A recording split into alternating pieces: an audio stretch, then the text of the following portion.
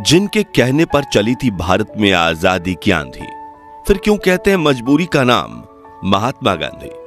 दोस्तों, हमारे राष्ट्रपिता महात्मा गांधी, जिन्होंने अपनी लाठी के दम पर अंग्रेजों को भारत से बाहर खदेड़ फेंका था, जिनके अहिंसक आंदोलन की चर्चा आज भी हमारे रोंगटे खड़ी कर देती है और जिन्होंने देश की आजादी में एक महत्वपूर्ण भूमिका निभाई थी।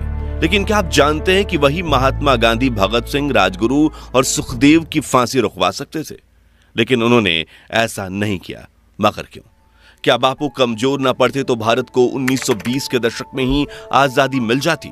और क्या वाकई में बापू ने बंटवारे के दौरान अनशन करके पाकिस्तान को 55 करोड़ रुपए दिलवाए थे, जिसका इस्तेमाल उसने कश्मीर में भारत पर ही हमला करने के लिए किया था? जानेंगे गांधी बापू से जुड़ी कुछ अनसुनी कहानियां। आज के इस दिलचस्प वीडियो में पता लगाएंगे कि क्यों कहा जाता है मजबूरी का नाम महात्मा गांधी।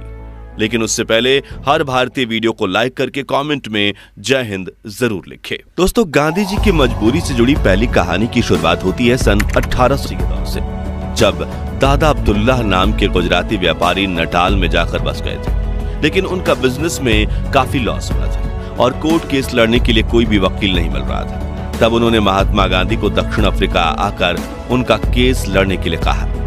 अब गांधी जी के पास भी भारत में कुछ खास काम नहीं था, इसलिए सन 1890 में वो साउथ अफ्रीका चले गए। इस दौरान जब वो ट्रेन में सफर कर रहे थे तो उनके पास फर्स्ट क्लास की टिकट थी, लेकिन उस वक्त फर्स्ट क्लास में सिर्फ गोरे लोगों को ही बैठने की परमिशन थी। इसलिए टीसी ने गांधी जी को अपमानित करते हुए थर्ड क्लास कंपार्टमेंट में जाने के लिए कहा। लेकिन गांधी जी अपनी जिद पर अड़े रहे कि मेरे पास तो फर्स्ट क्लास की टिकट है। जो सुनकर ट्रेन में सवार अंग्रेजों को गुस्सा आ गया और उन्होंने अगले स्टेशन पर गांधी जी की पिटाई करते हुए उन्हें फर्स्ट क्लास कंपार्टमेंट से बाहर फेंक दिया।